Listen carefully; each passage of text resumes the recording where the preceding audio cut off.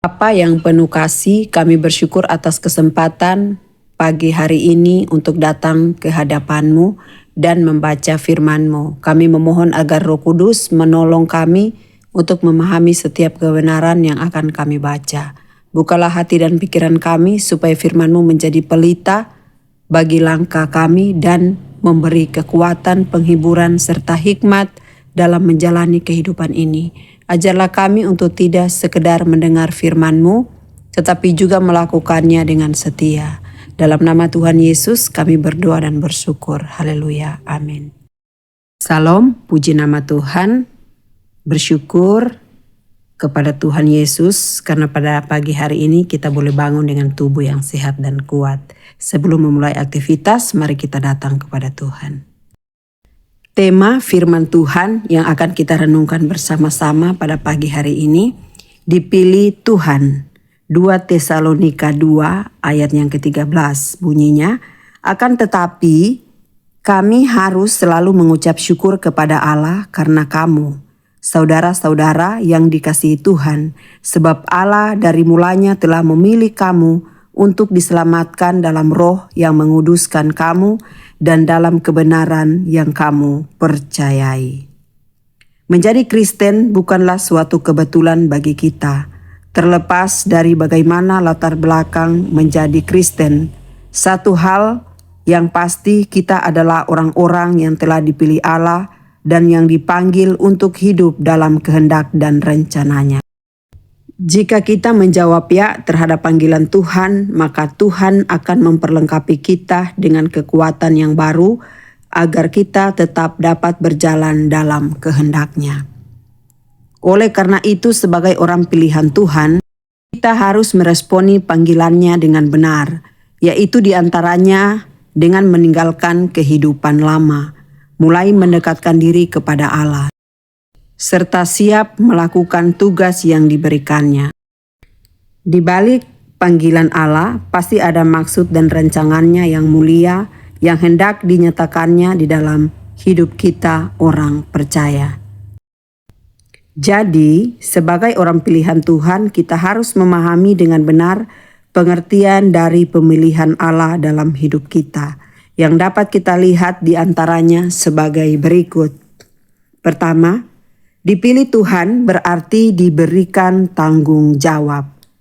Yesus berkata, "Kamu adalah garam dan terang dunia." Di bagian lain ia berkata, "Pergi dan jadikanlah semua bangsa muridku." Dalam ucapan Yesus ini terkandung suatu perintah yang harus kita kerjakan dan juga harus kita pertanggungjawabkan kepada Tuhan, yaitu amanat agungnya. Kedua, dipilih Tuhan berarti dibela Tuhan.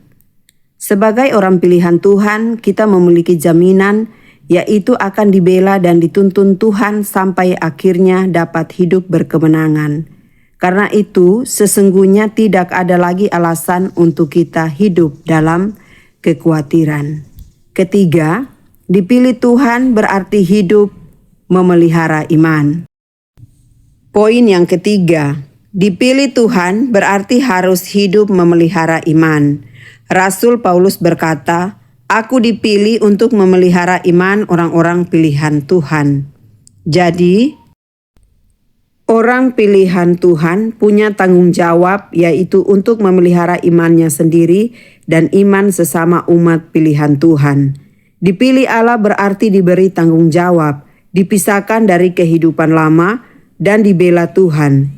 Juga diberi tugas untuk memelihara iman. Kita adalah orang-orang yang telah dipanggil dan dipilih Allah. Di balik panggilan Allah pasti ada maksud dan rancangannya yang mulia dan yang hendak dinyatakannya di dalam kehidupan kita orang percaya. Jika dipilih berarti kita pasti dibela Tuhan. Mari kita berdoa. Bapa Surgawi yang penuh kasih, kami bersyukur atas firman-Mu yang telah kami dengarkan pada pagi hari ini. Terima kasih karena Engkau telah memilih kami menjadi anak-anak-Mu dan memanggil kami untuk sesuai dengan kehendak-Mu. Tolong kami agar selalu hidup dalam ketaatan, kerendahan hati, dan kesetiaan kepadamu. Mampukan kami untuk menjalani hari ini dengan penuh iman, menjadi berkat bagi sesama dan memancarkan kasih Kristus dimanapun kami berada. Kami menyerahkan seluruh aktivitas pekerjaan, keluarga, dan pelayanan kami ke dalam tangan-Mu. Lindungilah kami, sertai kami, dan berikan hikmat dalam setiap keputusan yang kami ambil. Terima kasih ya Tuhan, karena kami percaya Engkau yang telah memilih kami, juga akan memelihara dan menuntun kami sampai akhir. Hanya di dalam nama Yesus kami berdoa. Amin.